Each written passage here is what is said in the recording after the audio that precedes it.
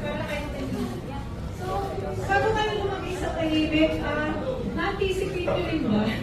Na-anticipate nyo rin ba? Kasi para sa mga kabataan dito, di ba? Na-anticipate nyo rin ba pagpapamilya? Parang may iipon na rin kayo bago na gano'n, bago kayo nag-isip na lumagay sa magulo, sa tahimik. Ayan, thank you. Mga sa tahimik.